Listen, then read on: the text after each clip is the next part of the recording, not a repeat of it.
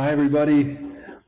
Welcome to CORELIGHT'S Spiritual Weather Report. It is May 21st, 2023, and this is Brad. I'm calling in today from London, England, and gosh, being here has been such a beautiful experience so far. I've only been here a few days, but I've been feeling so much joy, and I don't spend much time in big cities, but being here has reminded me of the beautiful diversity of the planet. So many languages, so many different colors of skin, so much. In London there are beautiful, beautiful parks, and I'm near one of them.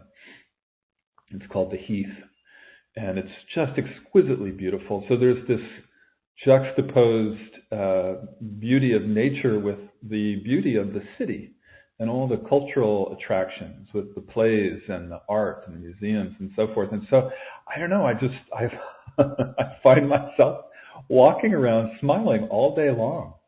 I just am so enjoying the beauty and the variety of life here. It's absolutely exquisite. So I'm in this mood today. I've been in this mood all week of joy and, just being really present and admiring the beauty everywhere. So I hope I can share a little of that with you today. I'm here in London because I've been invited here by a foundation that is supporting our work. And it's a really, really lovely group of people who discovered our books, and they want to help get the information out into the world more. So we're working on some projects together here for the next couple of months. And one of them is, I think I told you, if you've been listening to these spiritual weather reports for any length of time, I was here in January, and they invited me to come in January to record, to read and record the audiobook of The Marriage of Spirit. Leslie's and my first book. And we're also producing an abridged version of The Marriage of Spirit in paperback. So you can stay attuned by email for those things. They'll be coming out soon. And also next week, I'm going to be reading the Returning to Oneness book in a sound studio and creating an audio book of it too. And I imagine that will likely be ready sometime later this year or maybe even early next year. I'm not sure, and there's a lot more going on. There are more projects. We're planning some exciting long-term projects, and I'll speak about those another time. But I thought I would share that with you. That's my news. So as far as the prevailing energies on the planet go, it's still a time of very intense and ever accelerating change. But that's really nothing new. I mean, I think I say that every single month, and Leslie said it every month of her life practically, so it's been going on for decades. Oh my goodness. So I really, I don't mean to make light of it necessarily, because I know that some people are really struggling with life right now. A lot of people are really feeling the pressure. It can outpicture as body stuff, especially, or any kind of major change in life. You know what I'm talking about, all the different changes we go through. And I know that can be really challenging. So I also know there are plenty of people who are riding this wave and feeling very supported by it, even though it's very intense and it's moving very fast and it's sometimes very scary. It can still be a fun ride, an amazing, extraordinary ride. The intensity of it is affecting everybody differently. It totally depends on where you are in your path and what your soul has chosen to learn and experience.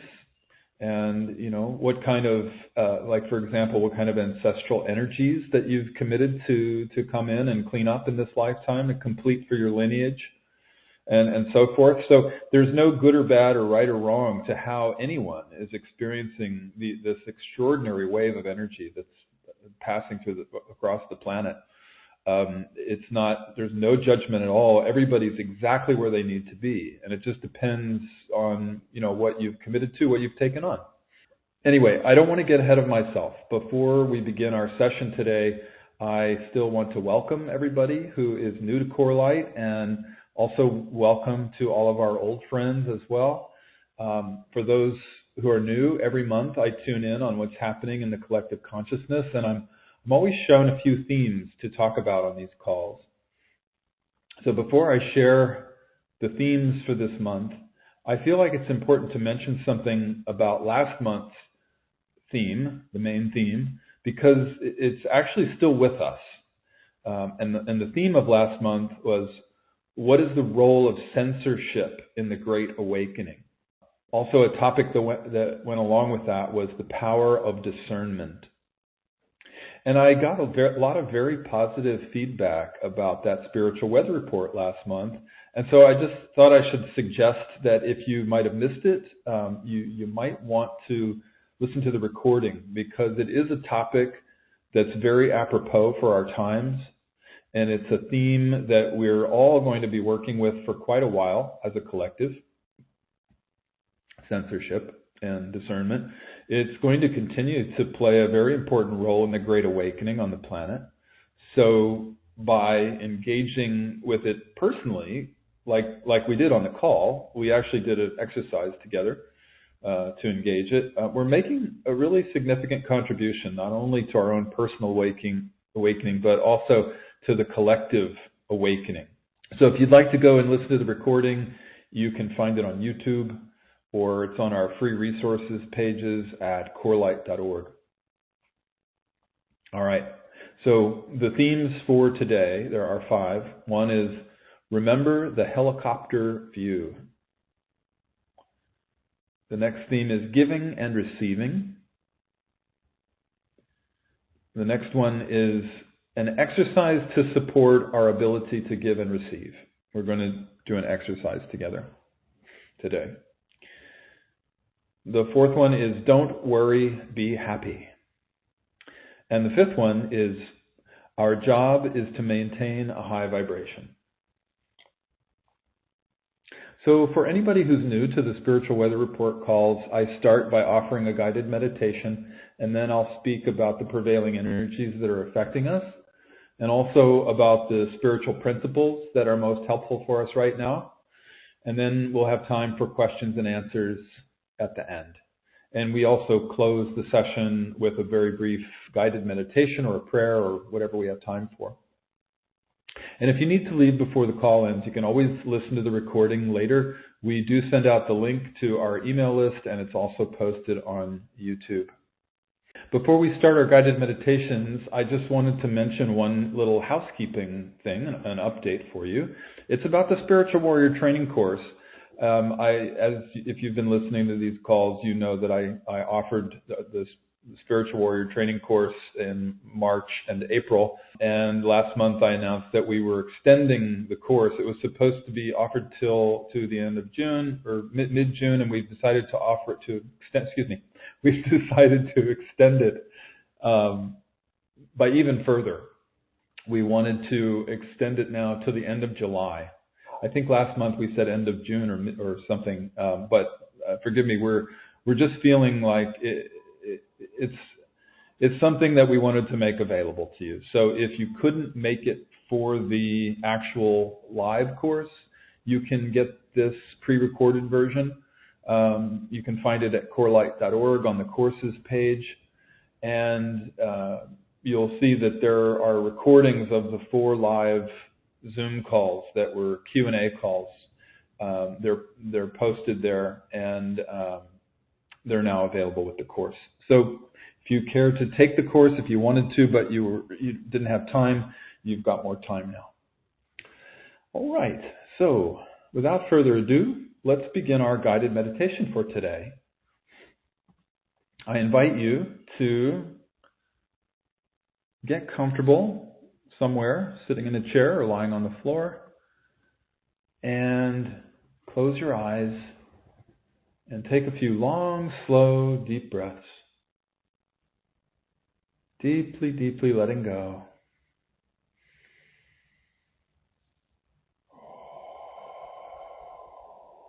Just relaxing. Breathing in all the light and the life force that surrounds you. And exhaling any tension in your body.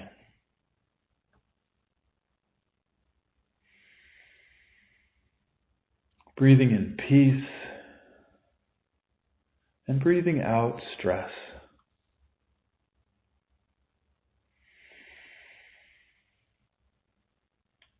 Breathing in the present moment. And breathing out any worries about the past or the future. Just relaxing and letting go completely with each exhale.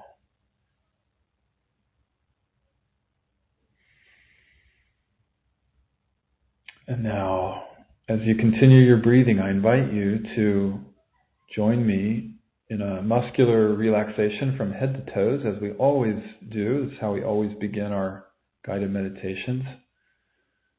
And so I invite you to visualize a warm liquid pouring over the top of your head like honey. Just relaxing all of the muscles that it touches. Relaxing your whole scalp. And feel it pouring over your forehead and your eyebrows. Relaxing your eyes.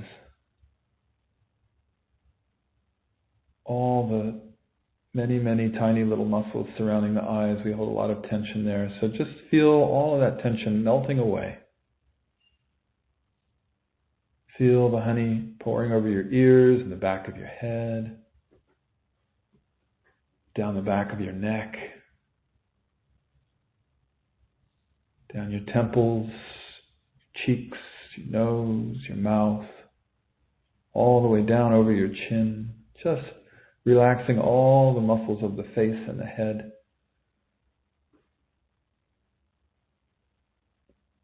And let's all take a moment to focus on the back of the tongue.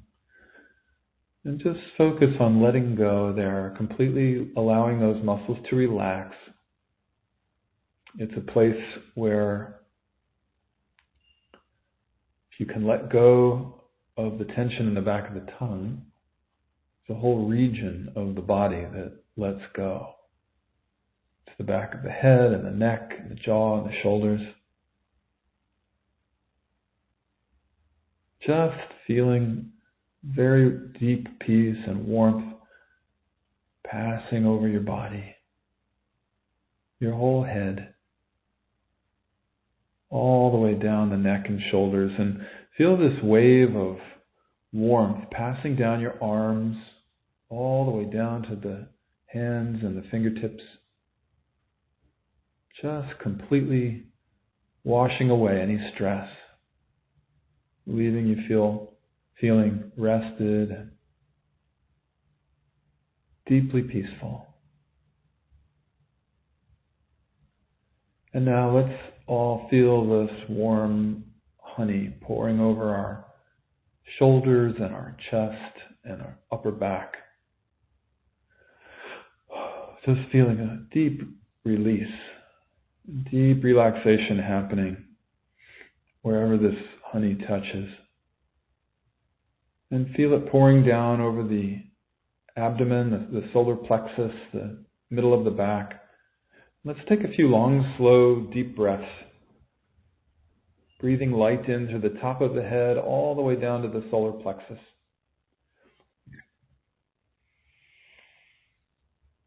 And releasing.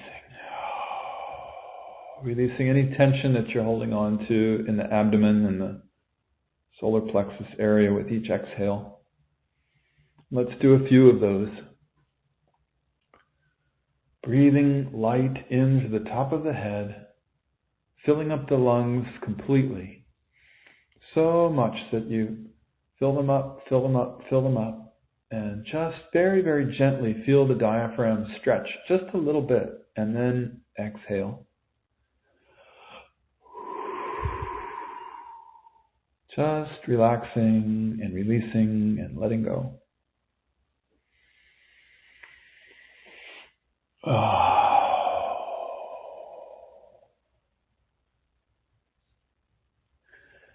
And now let's continue to feel the warm honey pouring down over the stomach and the lower back, relaxing all the organs inside the body.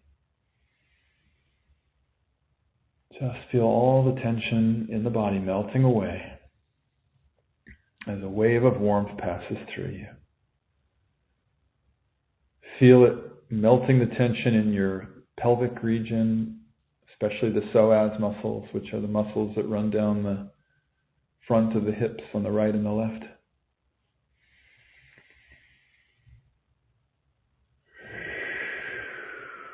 The psoas are another place where we hold a lot of tension. So let's focus there for just a moment and release with each exhale. Let's breathe light into the top of the head all the way down to the pelvis.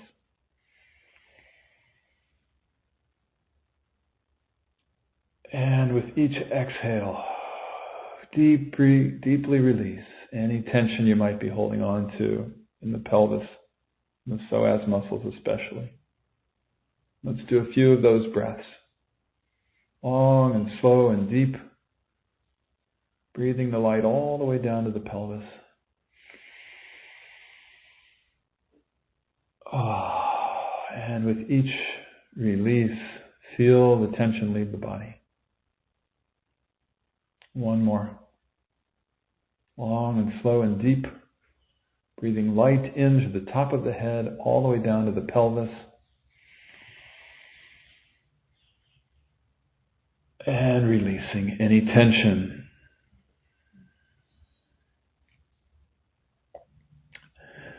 And now let's continue to feel this warm honey pouring down the legs, front and back. Relaxing all of the muscles in the legs, down below the knees, the calves and the shins, ankles, feet and toes. Just sweeping away any stress in the body. Feeling a very, very deep peace and deep relaxation as you relax and let go. And now let's take another few long, slow, deep breaths, breathing light into the top of the head with the inhale all the way down to the soles of the feet.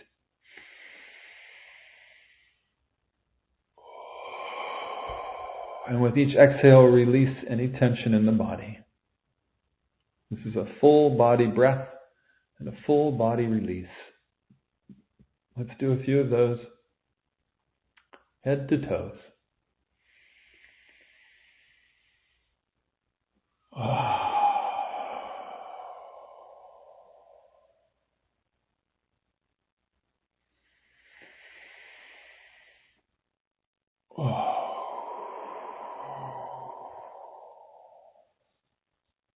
And now I'll be quiet for a few moments and I invite you to scan your body from head to toes.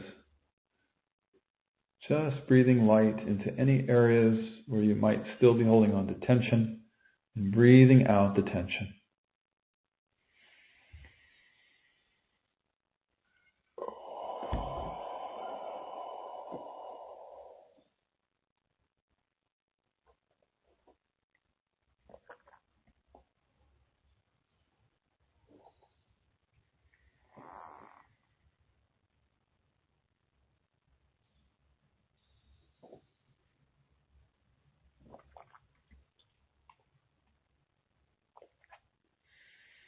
With each breath, feeling a very, very deep sense of peace, relaxation in the body.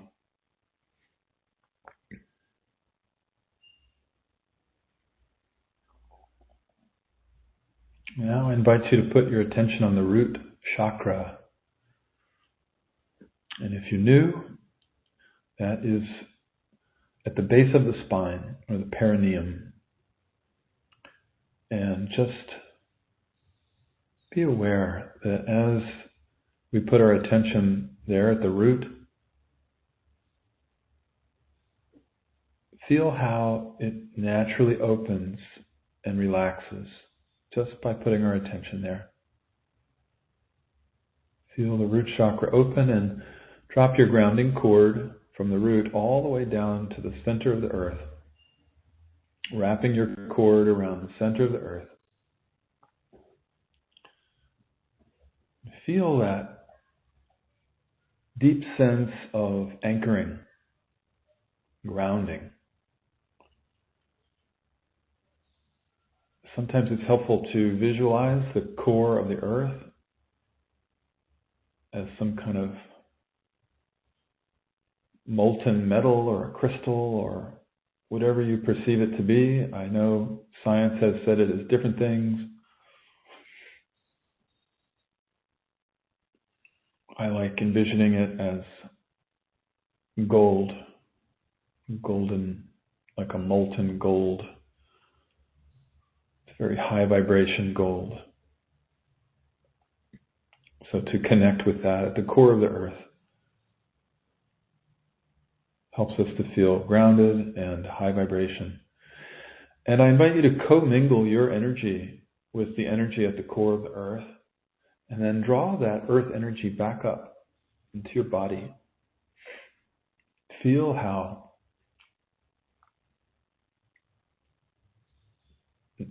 naturally grounding that is.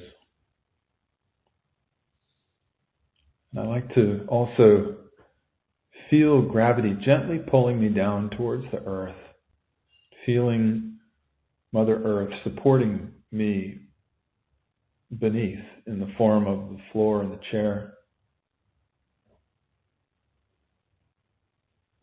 And just feel how you can relax and let go into her embrace, completely surrendering, just like a little baby,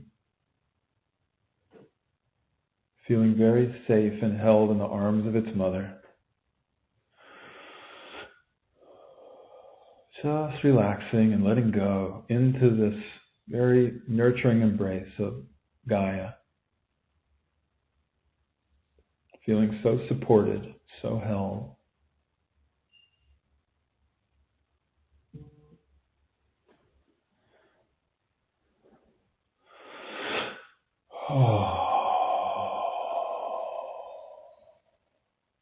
Let's do another few long, slow, deep breaths.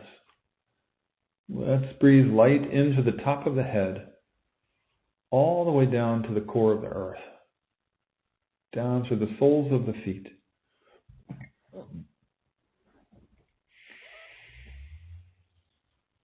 Filling up completely with light and then releasing with the exhale. Releasing, feeling the energy from the core of the earth coming up through the soles of the feet and out through the body. You can have the energy go back out through the top of the head if you like, or sometimes it's nice to feel the release going out the heart chakra. Let's do a few of those. Long, slow, deep breath, breathing light into the top of the head, all the way down the body, through the soles of the feet, breathing the light all the way down to the core of the earth. And then with the exhale, breathe the earth energy up through the body and out.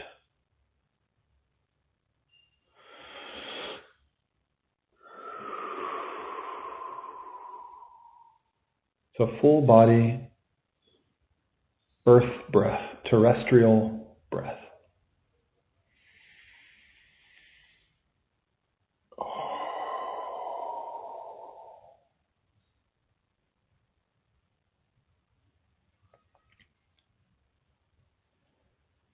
So now feel how grounded and relaxed you are. Just be aware of this and take a little mental snapshot of this feeling of deep relaxation and grounding in the body. Completely letting go. Now I invite you to bring that earth energy up through the soles of the feet, into the body, up the legs, all the way up the core of your body, straight up to the crown chakra, to the top of the head. Crown chakra, if you're new, just sits on the top of the head like a crown that a king or a queen would wear. Just feel it sitting there on your head and starting to open up when you put your attention there. It naturally starts to open. It's also known as a 1,000-petaled lotus. So you can feel it starting to unfurl petal by petal on the top of your head just by putting your awareness there. Feeling the crown opening up like a funnel, up and out above your head. It's a very beautiful feeling. And it's okay if you're new or for whatever reason you can't feel the energy. It's totally fine. You don't need to. You can just visualize, you can imagine, and you can set the intention that you'd like to feel it one day, and you will. There's no effort in this. You don't need to effort to feel the energy. It's just sort of a letting go. It's not a doing. It's a being and a feeling. So I invite you to just be and just feel this beautiful crown chakra opening. And I invite you to send your energy in the form of your core energy, which is like a golden white thread that runs down the center of the body. I invite you to send it out the top of your head, out into formless space. And just let it go up and connect with a source of universal energy, whatever that might be for you. Could be a spiral galaxy or a star or our sun or a group of heavenly beings, angels, ascended masters. And then whatever it is for you, that source of universal energy, feel it pouring energy down into the top of your head through your core light. This thread of light. So feel it pouring down into you. It's just a shower, a gentle shower of golden white light. You can visualize celestial beings with their hands on the top of your head, pouring the light down into you, or like a waterfall of golden white light from a galaxy pouring down into you. Whatever it is for you, just feel yourself filling up. Fill up completely with this beautiful golden white light, this source of universal energy that's filling you. And just receive. Just go yin. I like to call it going yin, which is the feminine principle. Just letting go, relaxing, and allowing yourself to receive. I like to visualize the cells as miniature sponges, like trillions of little sponges soaking up the light. Just feel your body filling up completely. And your aura as well. The space all around you filling up with golden white light, universal energy. Just breathe and relax and fill up. As you do, feel how your physical body is the midpoint between the heavens and the earth. That precious body of yours is the connection point between heaven and earth, between spirit and matter.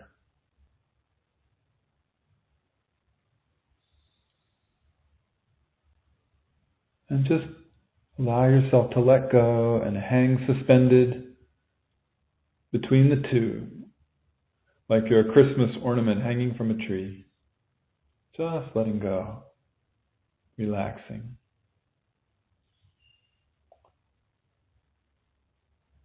Completely free. So light.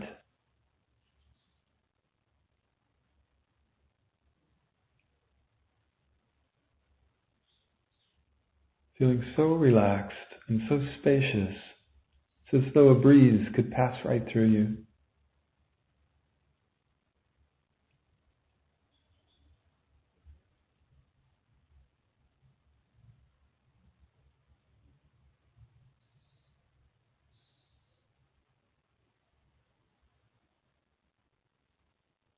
So while you hang out in this beautiful, relaxed state, I'm going to say a little prayer and an invocation for our call today. We call on Divine Mother, the Christ Light, Father God, the Self that we all are. We call on all of our highest guides and teachers, and angels, and all the beings who surround us in the highest love and support. We invite you in to this sacred space.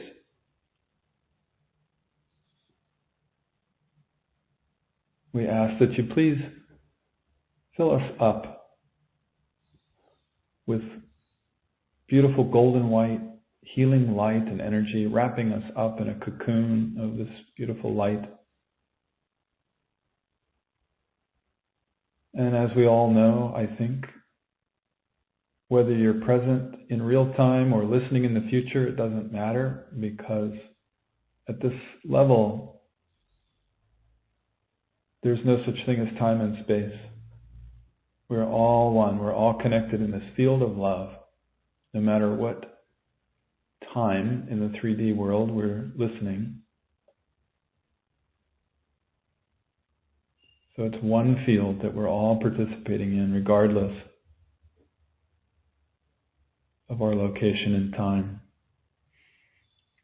and space. So we call on the guides and we ask for our conversation, please, to be guided into the highest love and the highest wisdom, and hold our hands as we walk into the world, into our soul's highest purpose. We give thanks. Give thanks for the gift of this time and space we get to share. We give thanks for these beautiful bodies we get to wear. We give thanks for this beautiful planet that we get to be on, schoolroom Earth. This beautiful blue planet, fragile blue planet. And we give thanks especially for this remarkable time that we've incarnated into, the turning point between the ages.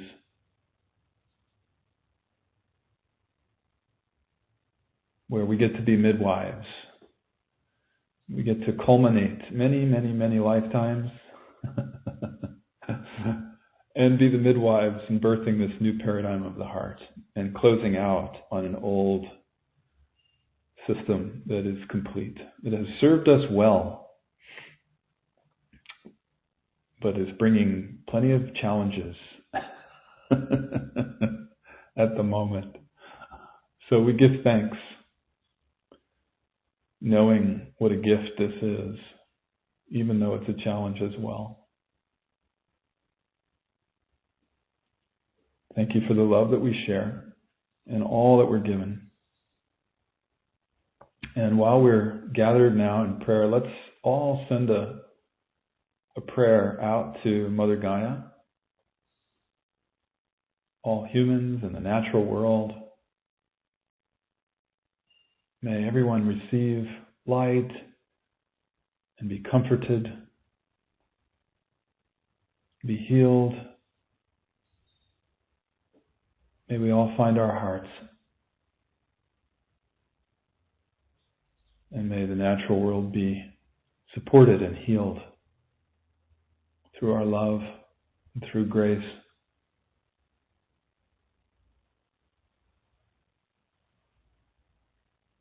Especially any places on earth where people and animals and the natural world are suffering, especially through war, natural disasters, through pollution, sickness.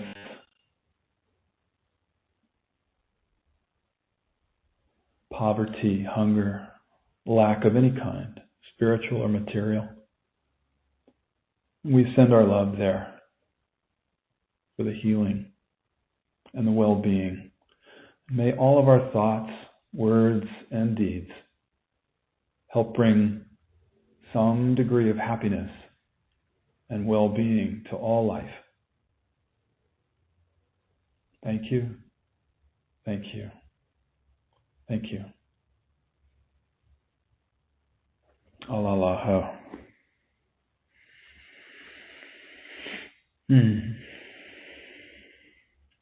Okay. When you feel ready, I invite you to slowly begin to open your eyes, slowly begin to bring your energy back into your body, wiggling your fingers and toes, stretching if you need to, or you can just stay in meditation if you like. I know most people need to multitask, so it's up to you. But I'm just so happy to be with you. Thank you for joining me. I get so excited about these calls. I love our being together, even though we don't get to be in the same room anymore, even though we don't get to see each other. There's still an energy field, this field of love that we share, and it's just so beautiful and so special. And for me, it starts several days before the call. I can feel the energy building and gathering as we all build this field of love together. So thank you for participating. Thank you for sharing your love in this field. All right. Without further ado, let's get into the topics for today. The first topic, as I mentioned, is remember the helicopter view. And when I say the helicopter view, I mean viewing life from a much higher altitude. So when we take in the bigger picture, it helps us to see a wider perspective on life's issues, and we tend to feel more, I would say, detached about everything and a lot less worried. And we're living in a time when the forces of separation are really inviting us to be very worried about a lot of things. And almost everything that you see or read in the media nowadays is some kind of invitation to get worried about something or to be afraid of something. And most people have plenty they feel worried about anyway in their personal lives, never mind what's in the news. So it's one of the things that's really up in the planetary collective, worrying, that is. And it's been that way for a long time. You know, I know that you know that's nothing new, but it is continuing to accelerate. And it has been for a long time. So we're at a point where it's good to just name it, just to shine a light on it today, to let it know we're watching, we're aware. So worry is essentially fear energy. Worry is like a small dose of fear. And when we worry about something and we fear something, we're actually inviting in that very thing that we don't want. I know. It's crazy. It's like worrying is sort of like praying for the thing that you don't want. And I know that this is a reminder for many of you, but it does feel important to talk about it today, just briefly. A lot of this has to do with our childhood programming that we got from our parents and from our culture. We're taught specifically that to love somebody is to worry about them. And if you worry about them, it really means that you must love them very much. I remember my parents telling me often, with so much love and so much concern, God bless them, how much they worry about me. And it was really meant as like telling me how much they love me, but they said, we worry about you. And at some point, on my spiritual journey, when I became aware of what was happening, I just had to ask them to stop. I had to have a little heart-to-heart with them, and I asked them to please stop worrying about me, and I had to explain to them that when we worry about somebody, we're actually wrapping them up in a dark, shadowy kind of energy. And we do it out of love, right? And we do it out of concern because that's what we're taught to do. It's like it's our duty, but it's really not helpful. And in fact, it's counterproductive. So energetically, it's like we're tying them up in knots and we're making it harder for them to make their own choices and to fully live their lives in the way they want to. And I think this is especially true for the parent-child relationship. So if you happen to be a parent, you might take a look at this. Or vice versa, as a child of someone, if your parents are still alive, you might want to chat with them about it if that feels comfortable for you. And I think of this and I just, God bless my parents. I think, because of my spiritual path, I've really stretched their boundaries. I think it's sometimes close to the breaking point, I'm sure. But I know we all agreed on this at a soul level. We all agree with our parents about this kind of thing. So really at some level, there's no surprises here. But if we think if we don't worry about somebody, then we must not love them. I think that's part of the programming. And it's really twisted because I think everybody knows love and fear are opposites, right? So worrying is actually the opposite of loving. So somehow we got some wires crossed there somewhere along the line. And it's really good to do some processing around that and to let all of that stuff go. So one of the ways to get out of that mindset is to take in the helicopter view. And this is actually a form of practicing witnessing. And that's one of the most important spiritual practices we can do is witnessing. Because when we're in the witness, we're awake.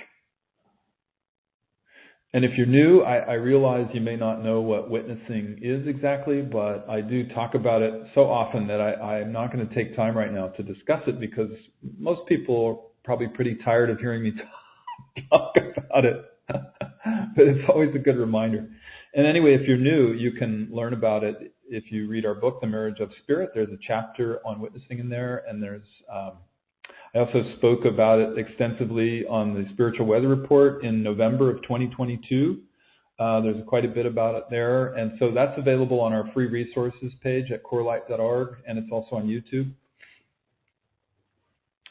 So when we shift our perspective and we take in this helicopter view, it's like there's a part of our consciousness that takes a step back.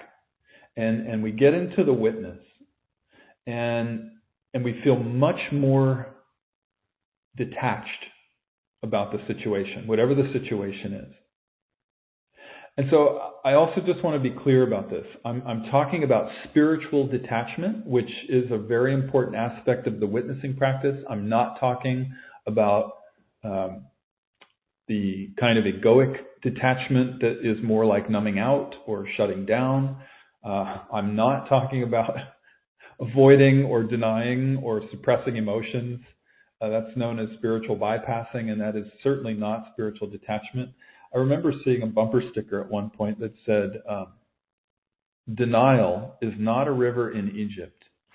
I always remember that because it's a reminder to me of witnessing. So anyway, spiritual detachment is a very powerful practice. It's when you're fully conscious, you're practicing witnessing, and you're aware of the thoughts and the emotions that are passing through you. But there's some part of you that's remembering that you're not the thoughts and the emotions. You know that you're the pure awareness through which the thoughts and emotions pass. Okay, so I want to give you an example of taking the helicopter viewpoint. And I find this example is especially helpful when I hear things in the news that might be distressing or super depressing about the state of the world. And there's no shortage of that nowadays, as you know. So So I'm going to try to, I wish I could share a screen with you because this is a visual, but I want to try to explain it. You know what a sine wave is? A sine wave, if you're into science at all, you know what a sine wave is. But in case you don't, it's just sort of it's like a graph that's got waves going up and down, up and down, up and down across the page. So that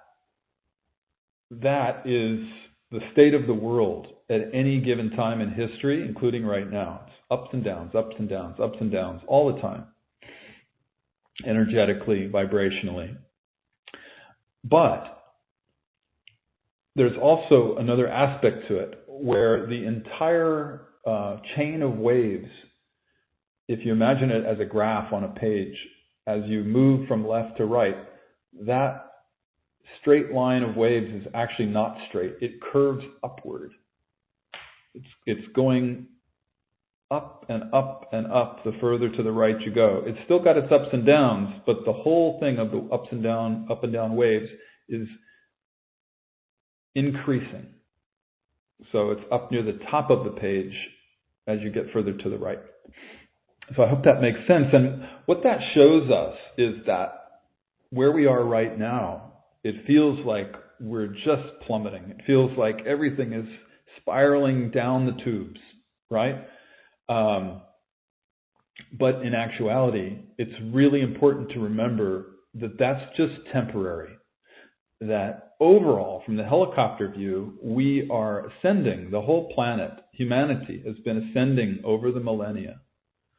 And there's a famous, really wonderful book called Power versus Force by Dr. David Hawkins. He's essentially an enlightened Western medical doctor, or illumined Western medical doctor. And he wrote this amazing book, Power versus Force, where he measures the power of a thought form. And he measures different periods of history. He talks about consciousness, the vibration of our collective consciousness of humanity. And what he's shown is that as time goes on, the vibration of the human collective consciousness is accelerating, it's increasing, it's improving, it's moving more and more into the heart, into love. So I think even though it may seem like we're on this really very real downward trajectory and everything is lost and we feel hopeless about the state of the world, it's really important to remember that's just the small picture. That is the short-term view. In the long term, we're ascending in consciousness. In the big picture, the vibration of the planet is going up, and in fact, it's never been higher. And I know that must sound strange if this is new information to you, because it doesn't seem that way. But if you look back at the Dark Ages and you look back at history, you just see how absolutely brutal it was. It was very gross compared to where it is right now. So when the forces of separation invite you into fear or worry or depression or anger, or whatever it is, I invite you to remember the helicopter view. For me, it's one of the best reminders to step out of that. Step out of those emotions, those lower vibratory emotions. Nothing wrong with them. I'm not saying to suppress them. I'm not saying they're wrong. I'm just saying if you don't want to wallow in those, get in your witness and remember this helicopter view. I find that very empowering. Okay, let's move on. I got a very, very clear message. I wasn't exactly sure why. I resisted it a little bit, but I was very clear that one of the themes is giving and receiving.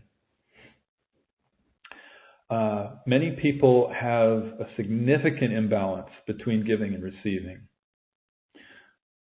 but usually we're not aware of it. And that's because we have such ingrained patterns and we don't know we're doing it. We're unconscious of it. And I know plenty of people who have an unbalanced pattern around giving and receiving.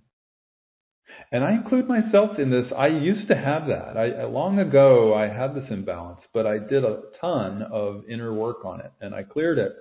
And when I did that clearing work, my life improved radically. And the flow of abundance opened up tremendously. And this is decades ago. But I know the process very, very well. So I've seen so many people stuck in it lately that I think that was why I got very guided to talk about this today. So without actually talking about it, I thought we could just do the exercise. And I thought we would just do a square on giving and receiving. So I know most of you know what a square is. If you don't know what a square is, the best way to learn is just to do one. So please bear with us as we just launch in and do what I call a square. Well, Leslie's guides gave her this technique. It's a very powerful journaling technique, very simple. And if you want to know more about it, you can read about it in the Marriage of Spirit book. You can get that at any bookstore or at CORELIGHT.org. So what you do is in your journal, you write down at the top of the page, you write giving and receiving. That's the polarity we're working with. And then we're going to break each word out into two parts. So it's going to be the fear of giving and the desire to give, the fear of receiving, and the desire to receive. And the desire and fear are just pushing and pulling energies. Desire is when we pull something towards us, and fear is when we push it away. It's a repulsion energy and an attraction energy with the desire. So it just sort of, this is a way of giving an inventory to the polarity. We're always dancing with polarities in this world. Schoolroom Earth is about dancing with polarity. And so the purpose of this is to make the hidden parts, the unconscious parts, conscious. That's the purpose of the square. We make the unconscious conscious by examining each corner of the square and really taking a look at what's inside us, what is around all this stuff, what's buried in there. So if we were in a room together, we would all do it together. But since we can't do that, I'm going to just share with you. I did the square in advance, and I have some notes in front of me, so I'm going to share with you my version of the square. And if you know how to do squares, or even if you don't, I invite you. You can get your journal out, and you can go along with me. And I'm not going to do the whole thing. It would take too long. I'll just do a little bit of it, and then you can fill the rest in yourself later if you would like to. But it will have power just doing the little bit that we'll do together. Okay, so the first corner, let's do the fear of giving. And you write down in your journal, fear of giving, and then you just sort of train of thought, you just sort of write down anything that comes to mind, any thoughts you have about it, any reason why you might fear giving. And I wrote down, I don't have enough for myself. If I give away what I have, I'll have nothing. It's basically scarcity consciousness. And another thing that you might, this might be for some people, not for everybody, but I put in the fear of making others dependent on me. And there's plenty more, but let's move on. I think that's good enough for right now. We're really skimming over this today. I'm not suggesting you do it this way on your own. It's the deeper you go, the better. But for the purposes of time today, we'll go quickly. The next corner would be the desire to give. And I think most people on a spiritual path know this corner very well, but there are some aspects of it that might be unconscious. So it's a very important corner to explore. And before we start the corner, I just want to say that there are, I've noticed, certain types of people who have patterns, personality patterns, with a tendency to overgive and to take on the burdens and the emotions of other people. And some of those personality types, they include empaths, of course. We're talking about people who are empathetic. It's a scale, some people are just a little bit empathic. Some people are way, way, way empathic. And the more empathic you are, the more you tend to take on other people's emotions and burdens, and that's very difficult. So this corner might be for you. And I know often that includes parents, I have to say, especially mothers, but also some fathers. Animal lovers as well, I've noticed, tend to fall into this category. So if that's you, or if you feel drawn to this, I invite you to pay special attention to this corner. There are many other types, of course, but these are the ones I've especially noticed. So, okay, let's just start the corner. Under the desire to give, I wrote, the desire to save others, whether it's people or the natural world. People are the natural world, but you know what I mean. The desire to save the world. And just to be clear, I'm not saying it's bad or wrong to want to help other people and to help the earth. Of course not. We all want to do that. That is empathy, and that's a great quality. So that's not what I'm saying. I'm just saying if we're doing this from an imbalanced place where we drain ourselves, then that would be coming from this programming. And I would say that that's related to the martyr program. The martyr is part of the old paradigm, and it's the combination of the victim and the savior. We've talked about it in plenty of past spiritual weather reports, so it's a reminder for some of you, but this is a really good one to be reminded of. Never hurts. So the martyrdom program is about out of balance giving.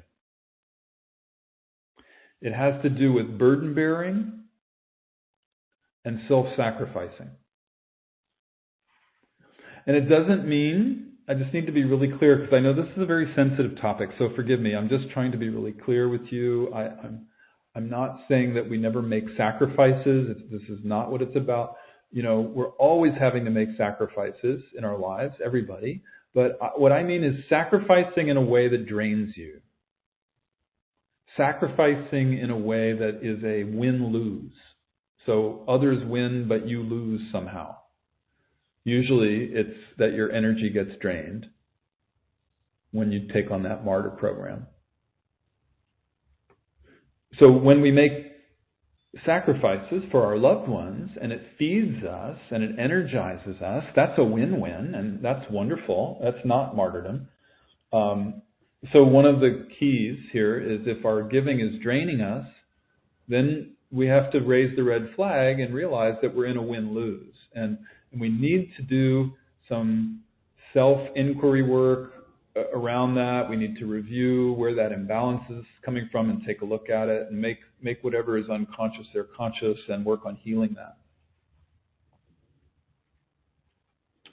Okay, so some of the other things I put in this corner. Giving gets us approval from others. Another one is to be good.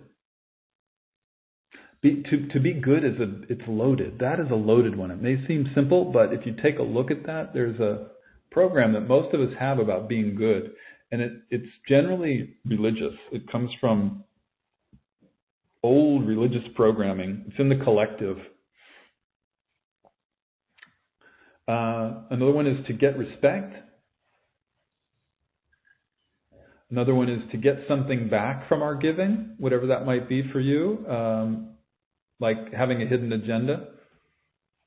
And I'm not saying anybody's doing this. I'm just like, that's, something we can all take a look at. Because the highest form of giving is giving without thought of reward. That was one of the first things when I met Leslie 30 some years ago, it was one of the first things she ever talked about. Learning to give without thought of reward. That's such a high form of giving. It's a very high consciousness that can give without thought of reward. And so we're working on moving out of the martyr program and into learning to give without thought of reward, in a balanced way. Okay, let's move on to the next corner. Again, you can fill this out more. There's probably plenty more there for you. But just for the sake of time, we're going to move on. The third corner is the fear of receiving. And this one's very prevalent amongst a lot of spiritual seekers. I think a lot of it is about this old religious programming. If we're on a spiritual journey, we've probably had a lot of religious past lives. Plus, it's also, I would say, it's ancestral karmas as well as part of the collective consciousness. It's all of these things. When I say ancestral karmas, if you don't know what that means, it's simply that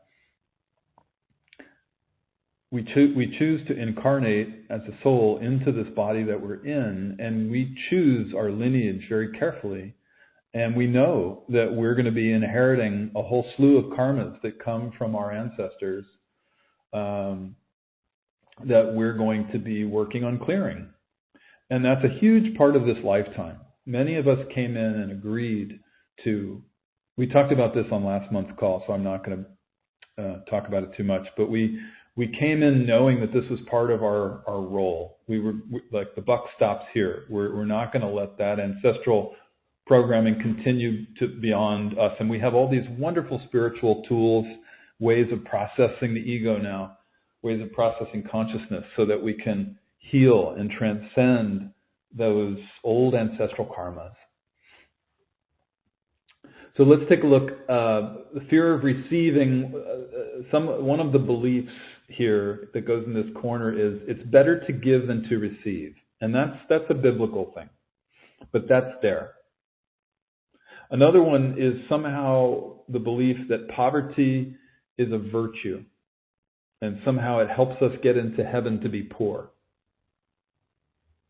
Another one is a belief in asceticism, which is essentially the rejection of the material world, shunning and rejecting the material world.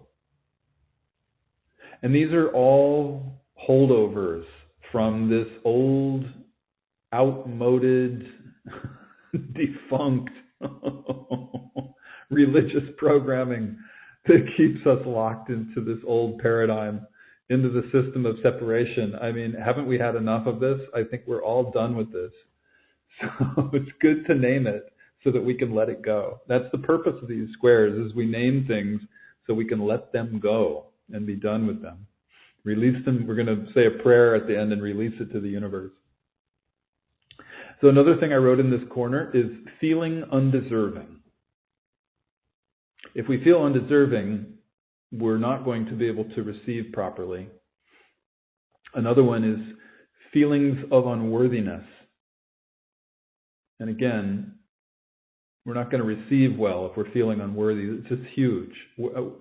Unworthiness is a massive, massive process. And it's also part of this old religious belief system. I remember every Sunday in church as a child, there was a prayer that the whole congregation had to recite every Sunday. And it included the sentence, Lord, we are not worthy so much as to gather up the crumbs from under thy table. Oh my God. And the priest is up there kneeling and beating his chest and saying, I'm so unworthy, I'm so unworthy, I'm so unworthy. And I'm looking around as a child going, what the hell are these people doing? I'm sorry, I don't mean to mock religion. I know I'm not trying to be sacrilegious. But I think we do have to have some humor about this, because that's just not true. It's not a true teaching. That's a twisted teaching. We are worthy. We are worthy. We are deserving. We are powerful. We're not powerless. We have the divine inside us. We are divine. And I just need to add, a lot of times when we talk about this stuff, a lot of people think, well, this doesn't apply to me. I don't believe it. I wasn't raised in the church. I don't have that religious stuff inside of me. And even if I did, I don't believe it anyway. But it still does affect you, because these things, worthlessness and feelings of being undeserving, are very, very deeply buried in the subconscious of the whole of humanity. So it's a collective process that we're all working on clearing. And a lot of it comes from millennia of this old religious programming. So these are great things to take a look at if you haven't already done this kind of work, inner work. And if this interests you, if this is a subject that interests you, I specifically wrote a chapter on how to process this very thing, especially worthlessness, in my book. It's called Living with Enlightenment. And I'm not trying to plug my book, but if this interests you, it's a good place to go for more information, because I'm not going to talk about it anymore here. We just don't have the time. Another thing I wrote in this corner is not wanting to be a burden on other people. Another one is, let's see, get my notes out here. Oh, I wanted to point out that what I would say about this corner overall is that it's associated with victim consciousness. If some part of us feels inferior or less than in any way, we're going to block our ability to receive. And it's critical to remember that giving and receiving need to be a win-win situation, not a win-lose. The old paradigm of separation and patriarchy was all about self-sacrificing and burden-bearing. But living in the new paradigm of the heart is about living in a flow. It's about both giving and receiving. It's where we're living in balance, and it's where our giving feeds us energetically. It doesn't drain us. So it's a win-win where we're also fed by giving. And there's a part of this old programming that I think likes to wear the self-sacrifice and the burden-bearing like a badge of honor in some kind of twisted way. So if this resonates with you at all, I think it's really good to take a look at it. You know, just shine a light on that shadow. When you shine a light on the shadow, what happens? It disappears and you can let it go. Okay, the last corner. And again, there's more here. I'm just skimming over this due to time. You can go deeper if you like. But the last corner is the desire to receive. And this corner is very easy. I don't think we need to spend much time on it. I think we all know it makes us feel happy when we're given gifts, when we receive something from a person or from the universe. We feel happy, feel good. Maybe we feel worthy, right? Maybe because somebody must love us if they're giving us gifts. Maybe if it's something that's not directly given by a person, maybe we think God loves us or the angels love us. So and another thing I wrote in this corner is it's like getting approval. Somehow when we're given things, it sort of feels like somebody's approving of us in some way. Again, no judgment on this, nothing bad or wrong about any of this. We're just inventorying what's in the ego. And there's a lot of pushing and pulling. You can see, if you go back and you look at these four corners, you can just see how this is a dance. It's all a dance with duality. The ego is pushing and pulling everything all the time like crazy. And a lot of this stuff resides in the unconscious. So what we're going to do at the end of the call today is we're going to make an offering. We'll say a prayer, and we'll offer all of this stuff up in the square that we made conscious. Before we do, there's a few more things to talk about. I want to just mention there's an exercise that I would invite you to try if this resonates with you. This is to sort of wrap up on the topic of giving and receiving. Every morning, before you get out of bed, you're just opening your eyes. ask yourself, how am I going to receive today?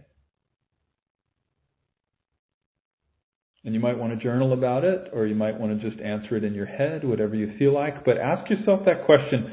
Try this every day for a few weeks, maybe between now and the next spiritual weather report. Try this exercise. Say to yourself, ask yourself, how am I going to receive today? I did this exercise with a friend once, and it was so powerful. We did it for a few months.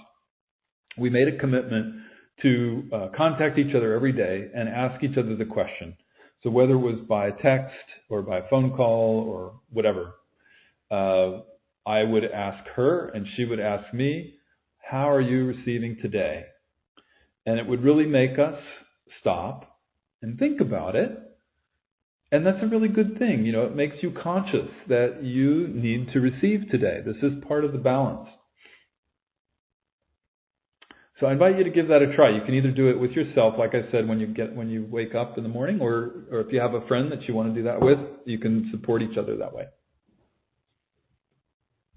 All right. The next topic is don't worry, be happy. And I just need to preface what I'm going to say by saying that I know this is something that people tend to treat lightly. It's sort of dismissed, let's say.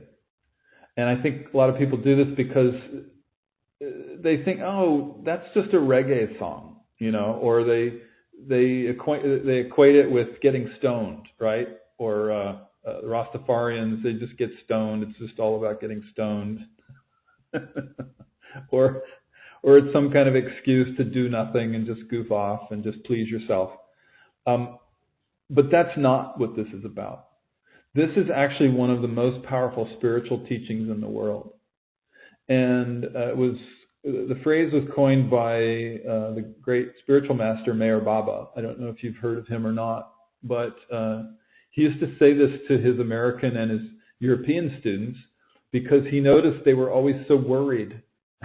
They were so fear-based, and it was so hard for them to find joy in their lives. So I guess that means that we Westerners get programmed into this kind of worry and fear at a very young age. So let's just unpack this a little bit. Don't worry. Don't worry it's about transcending fear. And we've already talked about this today. Worry is fear energy. So the first half of it is about transcending fear. And the second half, be happy, it's about joy. Joy is the ultimate fulfillment of the spiritual journey. Joy is one of the main reasons that we incarnate.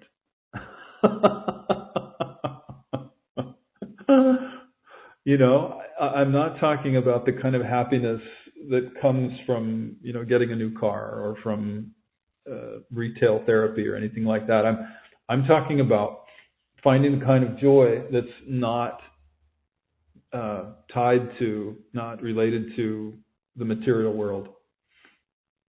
It's not that you can't be happy when you get a new car or get a new job or whatever. That's not it. It's that if that car or that job or that beautiful mate goes away one day, and that's the cause of your happiness, you're going to be unhappy.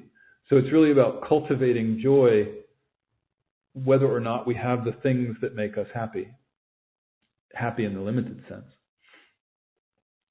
So I'm not going to go into this too much because, again, we wrote a whole chapter about Don't Worry, Be Happy in our book, Returning to Oneness.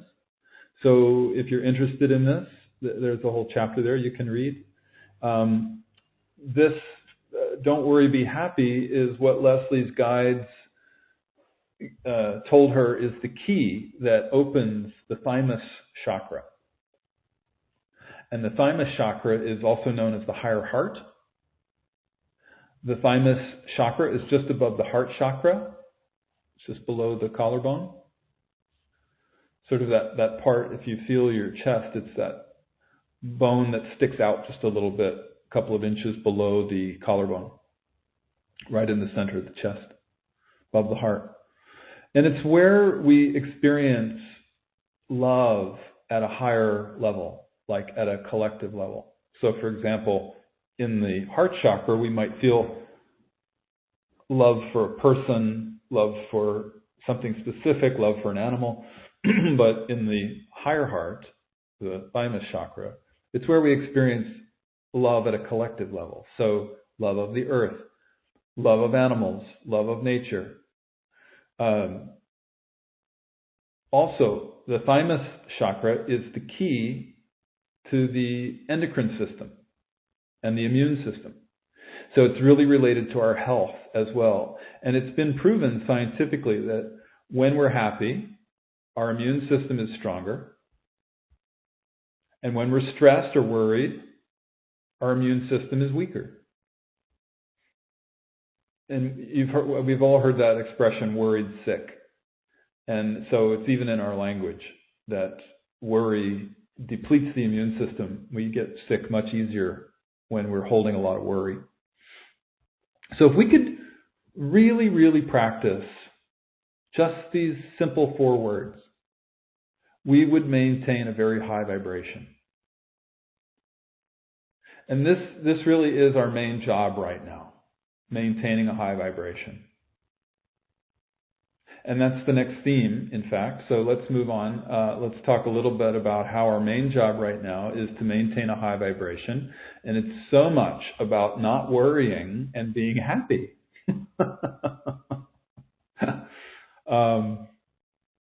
We've got to find ways right now to maintain a high vibration. Even with all the challenges that are happening in the world right now and in our personal lives, especially with all the challenges happening right now, we've got to maintain this high vibration. It's as though the forces of separation are working overtime right now to invite us into emotions like fear and anger and depression and so on. As I was meditating on this, thinking about what I was going to say, I kept getting shown this image of the Blob. Do you remember that horror movie, that really hokey horror movie from the 1950s called The Blob? It's like it's like there's this force that feeds on these emotions, these lower emotions. And the more that we're in them, the bigger the thing gets, which was what the Blob did. You know, it grew as it ate things. And so being happy, laughing, having fun, these are an antidote to this. I heard somebody recently describing a meme that they saw that said something like, laugh and smile today and starve the forces of separation. Because it's like when we're happy and we laugh and we smile, we're literally depriving the Blob of its food.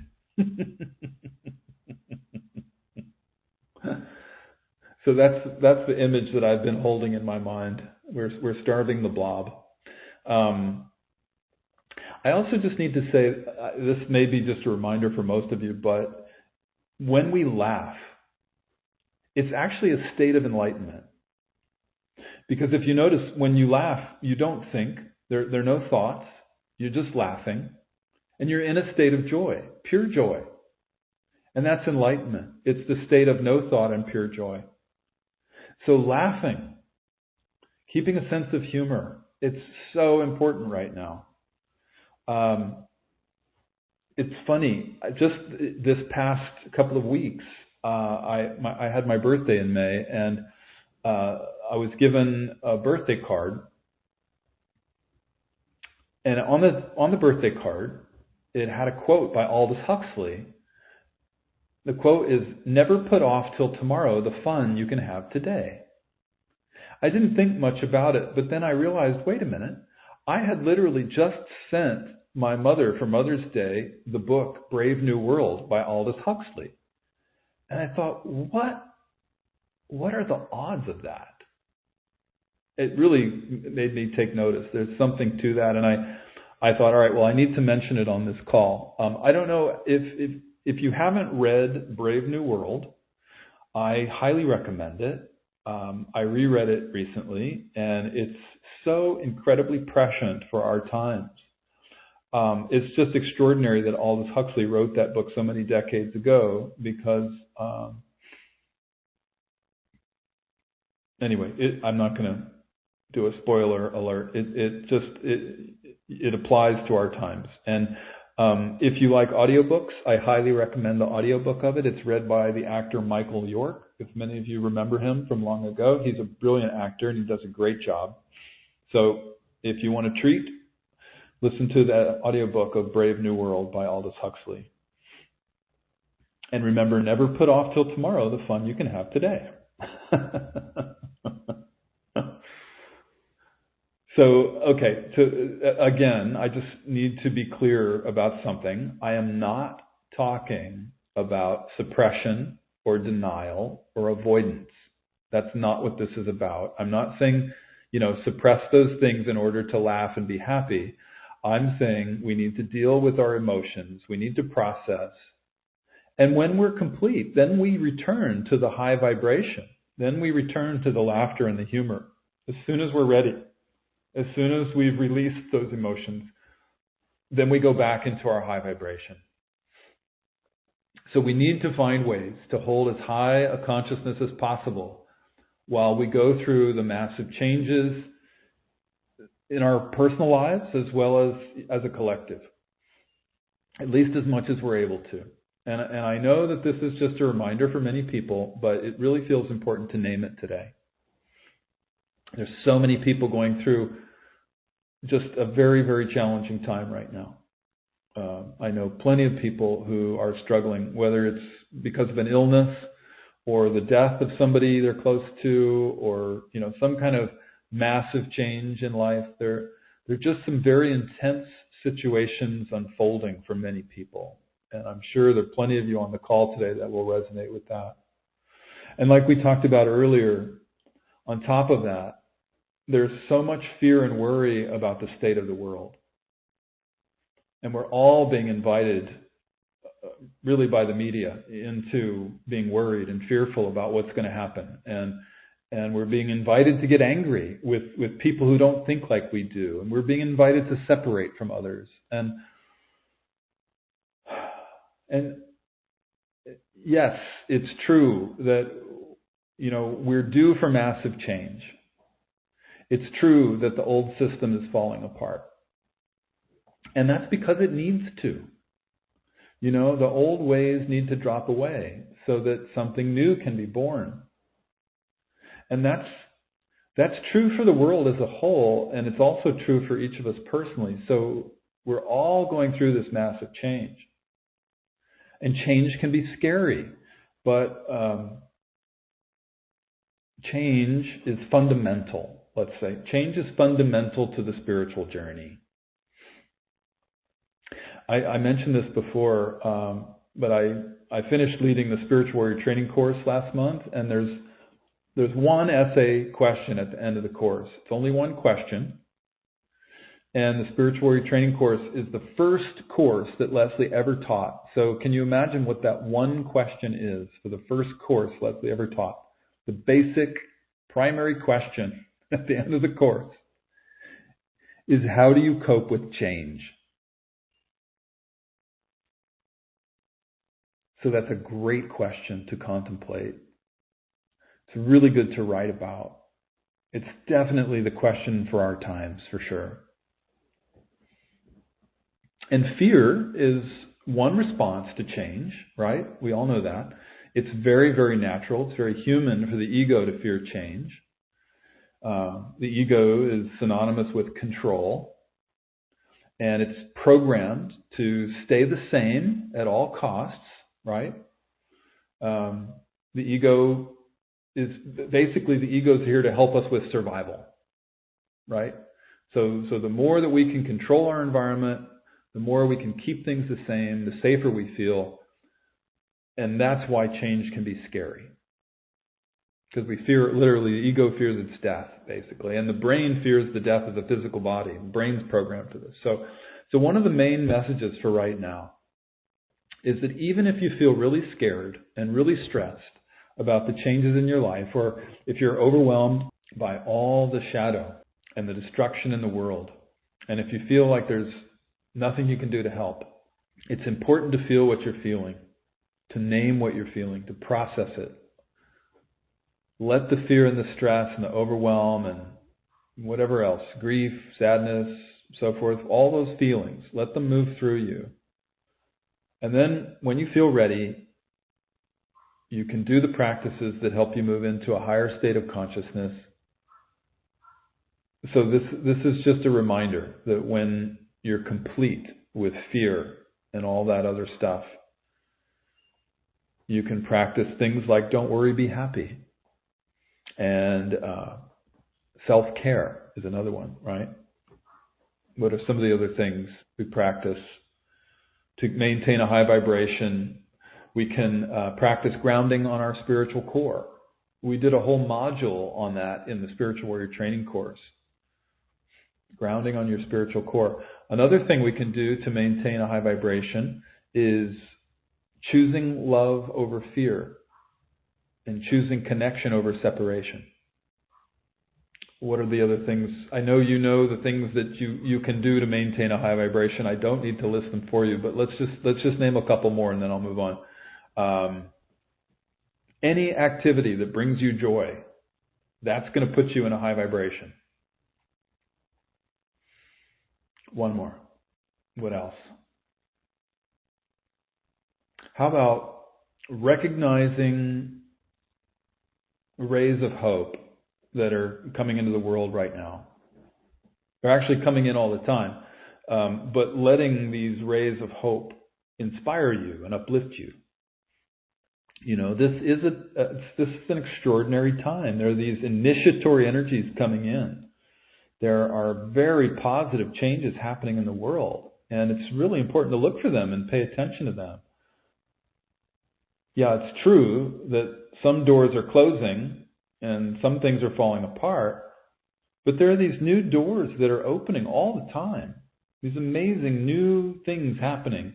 And that's how we're going to really maintain a high vibration, is by naming those things, pointing them out, paying attention to them, letting them uplift you.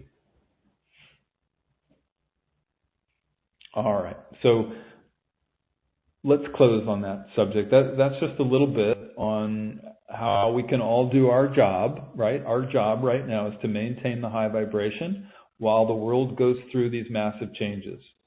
That's a really great gift we can give. And I think with that, we're going to complete for today. So let me just try to summarize a little bit. I think it's important to remember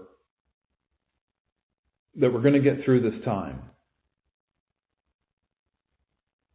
The earth, humanity, the natural world, we're not destined to to completely self-destruct, to be annihilated, even though the forces of separation would have us believe that.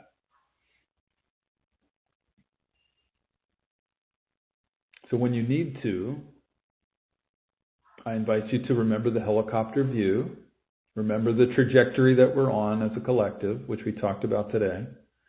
Yes, it does look bad, and yes, it looks like we're going down the tubes, but that's just a short-term thing.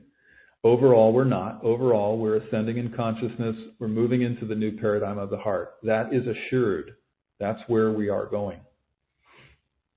So along those lines, I think it's important also to remember that nothing is as it seems right now. We know that shadows are being exposed. We know that the lies and manipulations and the corruption and all of that is all being exposed. Truth is coming out. And like I spoke about on last month's call, it's all an opportunity to practice discernment, which is about learning to recognize the truth when we hear it. I also invite you to remember to find the humor in all the craziness of the world. Laugh as much as you possibly can. Practice. Practice, don't worry, be happy. Remember to receive. And remember that you have enormous power, even just as one individual. So we could all do well to remember that the greatest gift we can give the world is our own spiritual awakening, because we change the world by changing ourselves.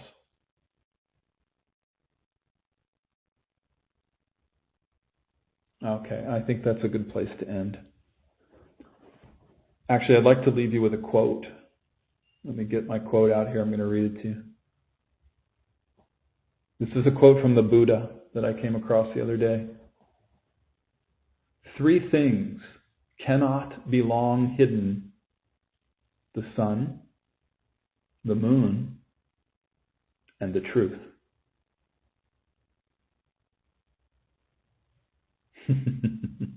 So I find that a very hopeful note to end on today.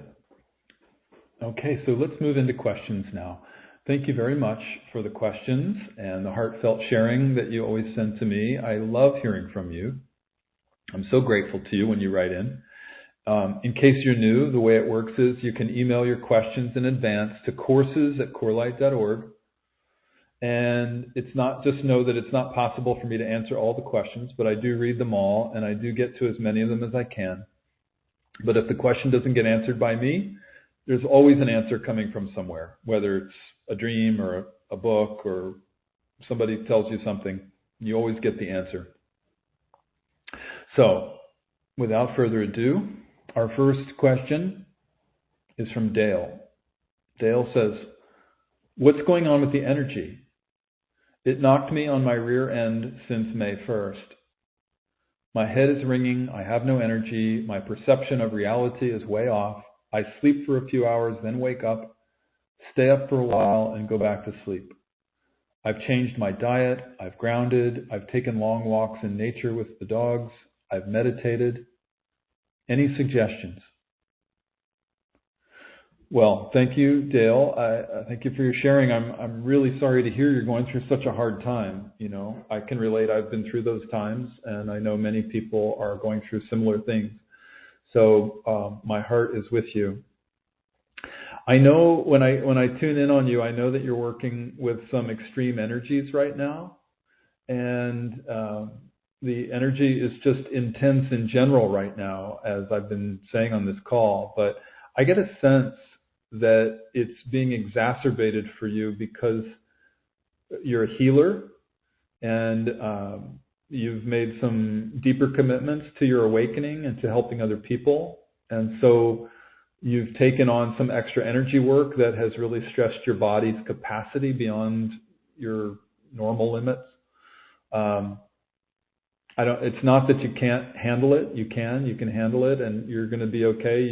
You just need to be mindful of what you've taken on, and maybe ask to be shown a little bit more about what it is you've taken on. You can ask your guides to show you what this is about. And I guess the question that I have for you is, do you have the support that you need? And are you, like, how's your self-care going? When I tune in on you, I get the sense that it might be helpful for you to consult some new people, some new healers to support your physical well-being. And I'm thinking like natural medicine, functional medicine doctors, whatever it is, whoever you consult. I just get a sense that there might be some people who could support you who might be outside your current network. So the other question for you is, how are you receiving?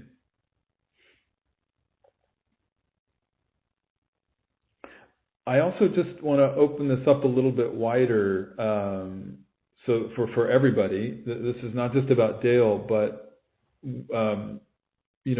all of us, all the time, especially spiritual seekers. We're all working with collective energies.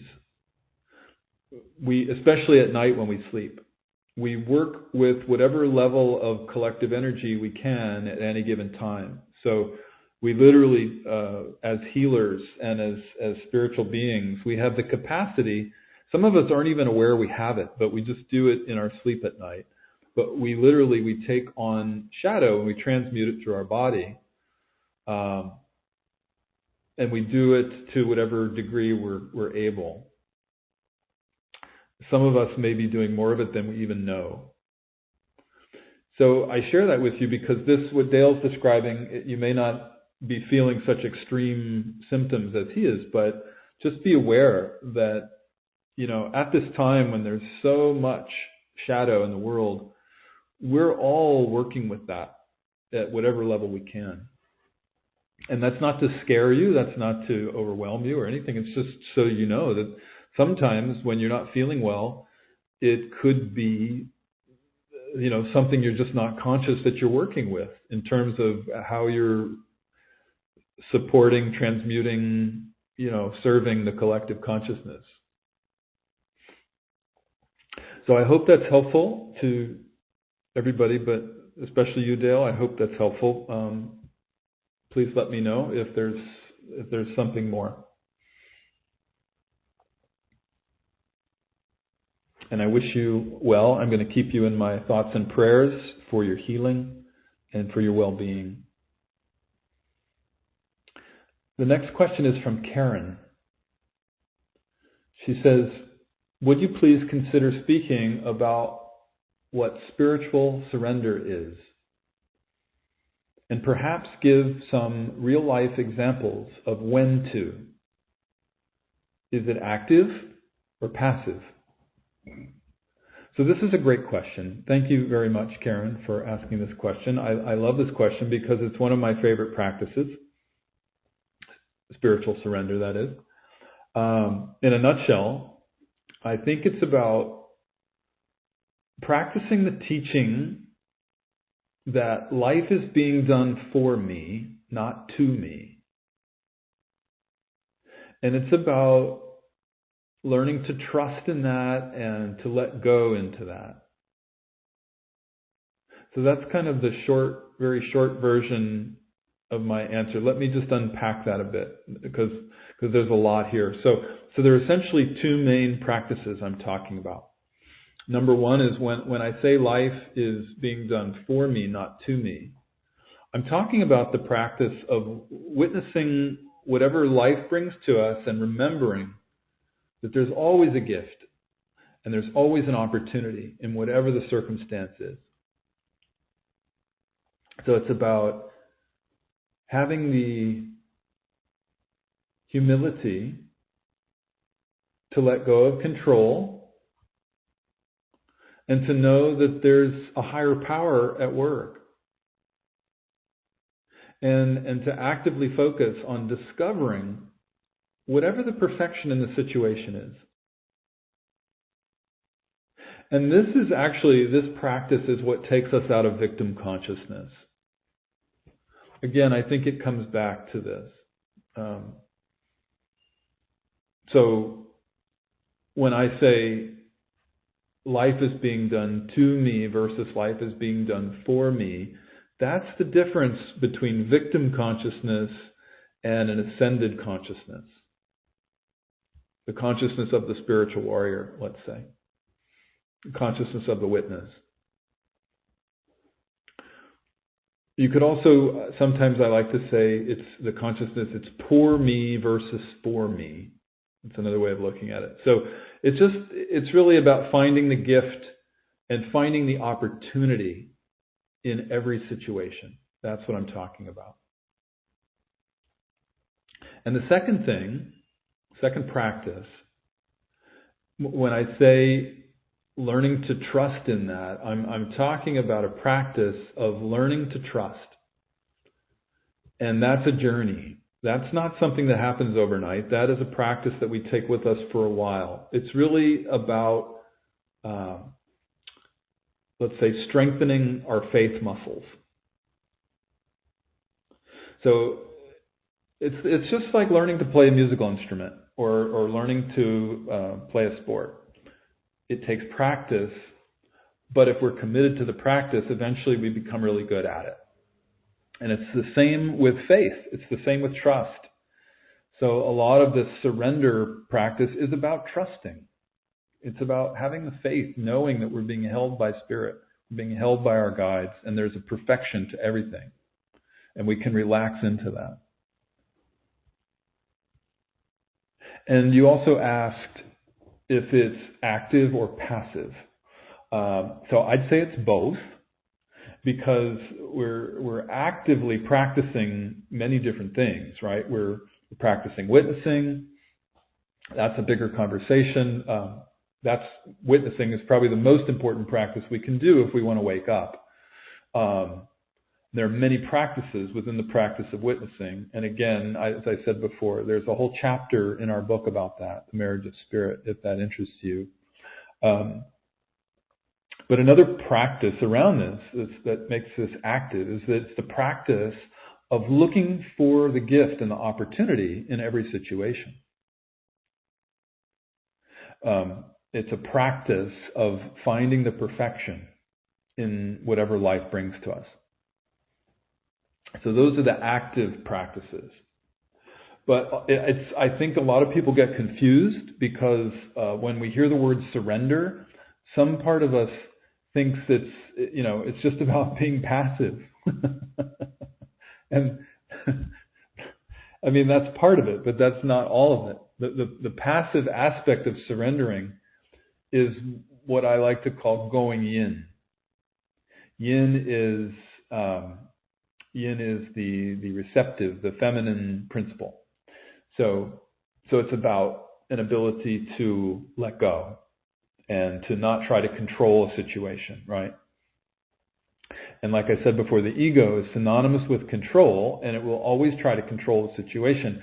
That's just how our human brains are hardwired. They're hardwired for survival, and the brain and the ego are constantly trying to do their job of protecting us, keeping us alive. That's what they do. So letting go it's like a certain kind of acceptance and being okay with whatever's happening. And that requires a certain amount of humility and the capacity to go yin, as I said. So we come back to this practice, like I said before, the practice of having trust, having faith, knowing that Spirit has our back, and that we can surrender.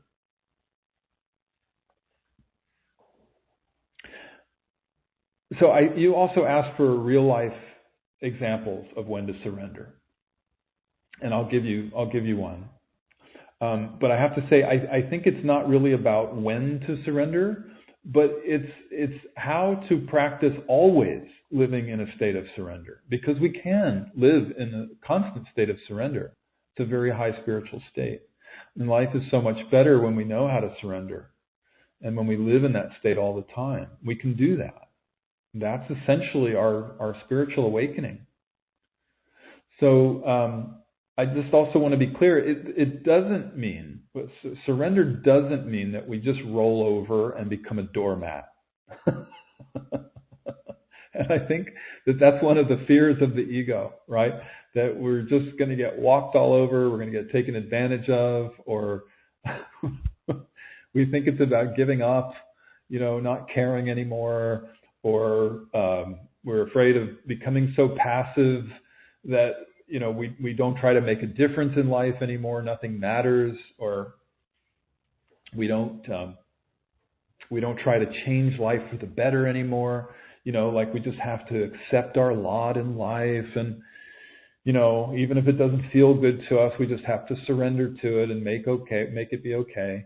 But this is not what it's about. It's not about any of that stuff. Those are just the projections of the ego.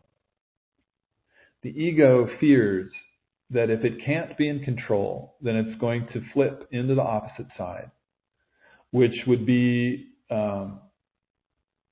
what? Opposite. It's where it has to be completely passive and have no control, right?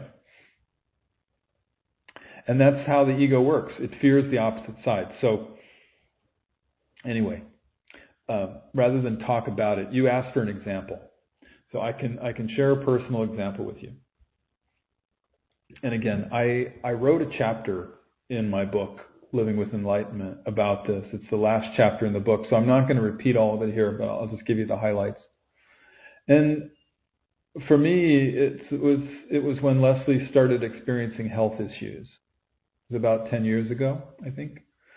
And as a result of that, our lives got completely turned upside down. And it has been the most difficult challenge of my life. And I think having your loved one get ill and not being able to do anything to help, it's got to be one of the hardest things that life can dish up for anybody. You know, it's like watching your loved one drifting out to sea and you're standing on the shoreline helpless and unable to do anything about it. And the pain and the loss and the grief around that they're just excruciating. And I really struggled for a while, and I had to do a lot of processing around feeling victimized, feeling betrayed by life, feeling betrayed by spirit, you know, all of that stuff. I spent a few years doing some pretty intense grieving and really letting my heart have its due, let's say, letting it feel whatever it needed to feel, just allowing it to express whatever it needed to express, mostly grief.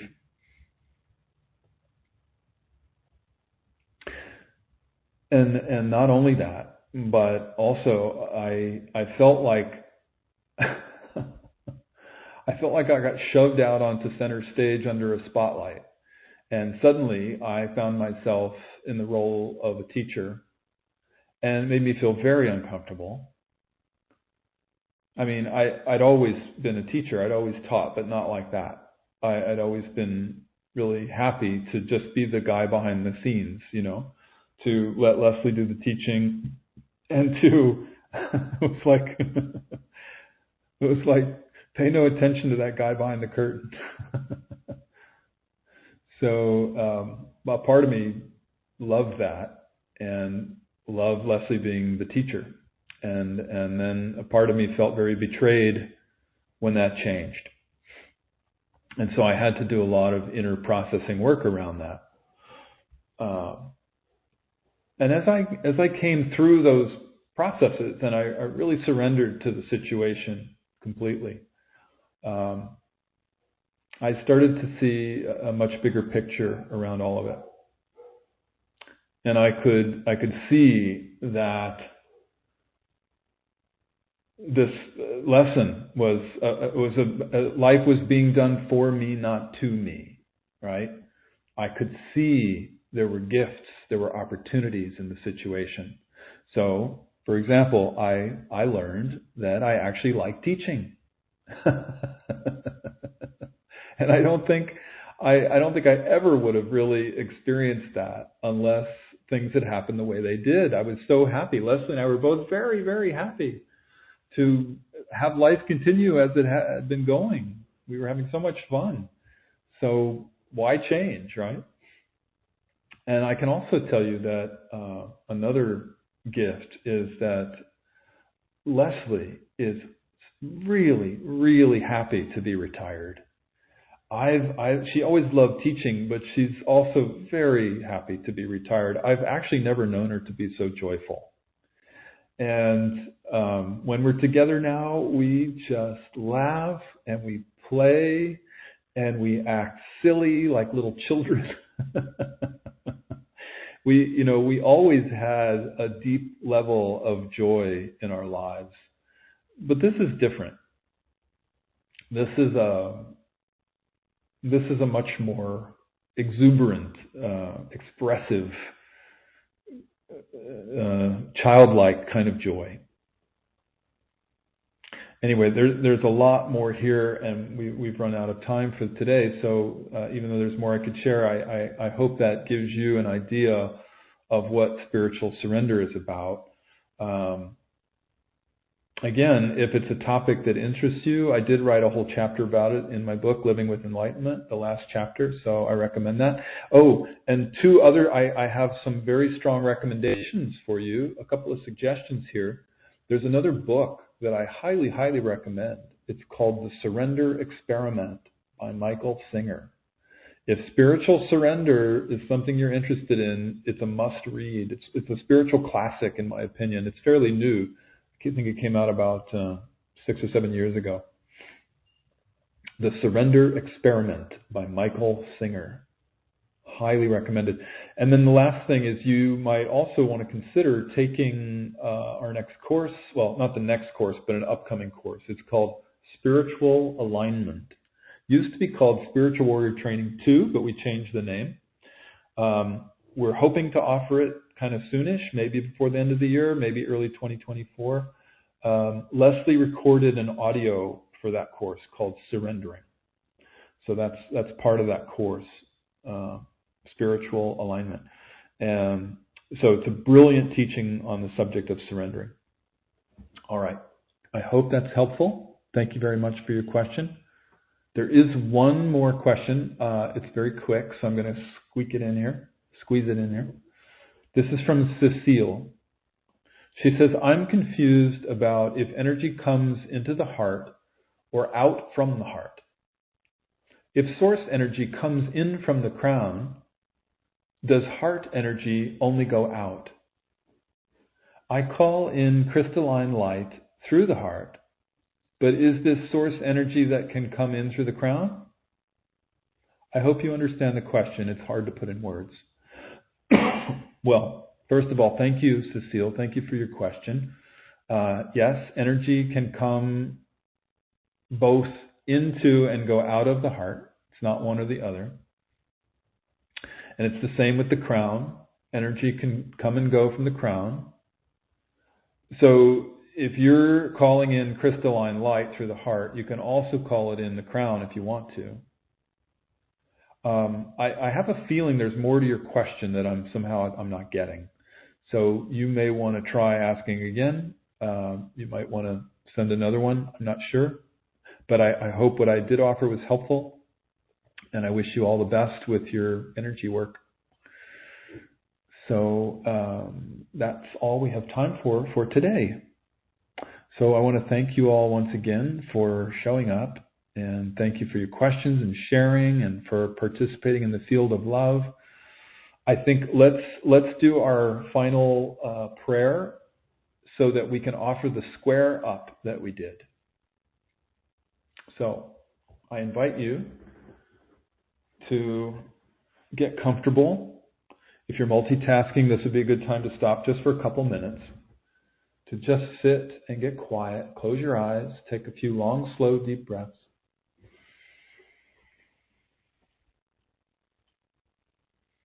Deeply letting go, deeply relaxing.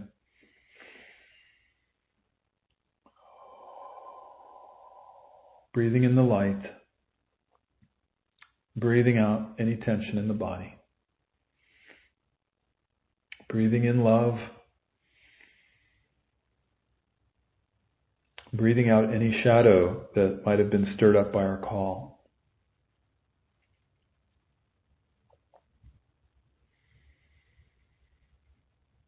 Just feeling a deep peace and surrender in the body.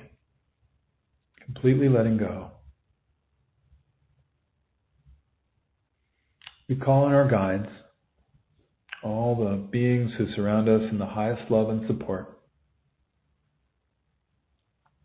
We give thanks for today. And we're making an offering right now. We're giving back to Spirit the square that we did on giving and receiving. The desire to give, the fear of giving, the desire to receive, the fear of receiving. We give back all of the imbalances, all of the pushing and pulling. We feel complete with it and we release it and let it go.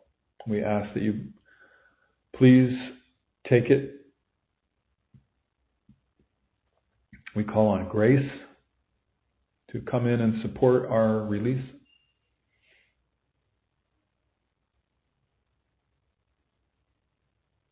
And we ask that you please support our movement into higher consciousness as we release and let go of these imbalances. We call in generosity as an ascended state for giving and receiving. We call in flow of abundance. We call in win-win situations. We call in trust and faith.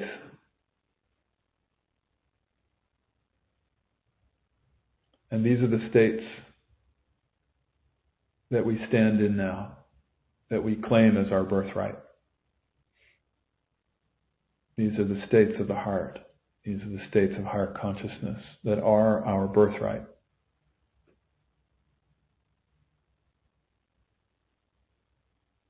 And we give thanks, knowing that this is so.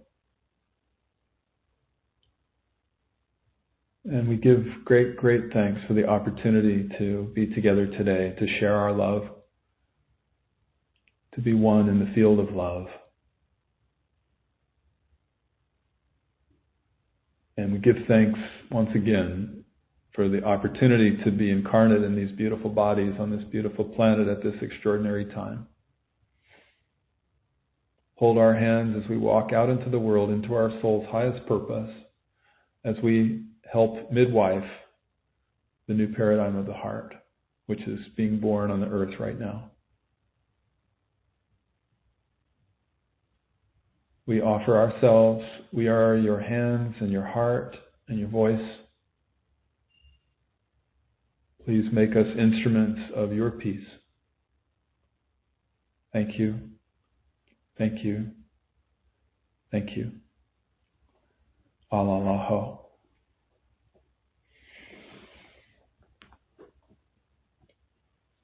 Okay, my friends. Oh, thank you so much. I invite you to slowly bring your awareness back into the room and into your body.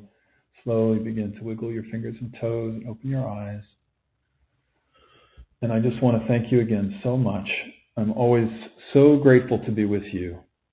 What a gift, what a blessing to feel you and to be here together. And even if you're listening to this in the future, you're still with us. So I include everyone here. So all my love to you. Go well, and I look forward to seeing you in June. Bye for now.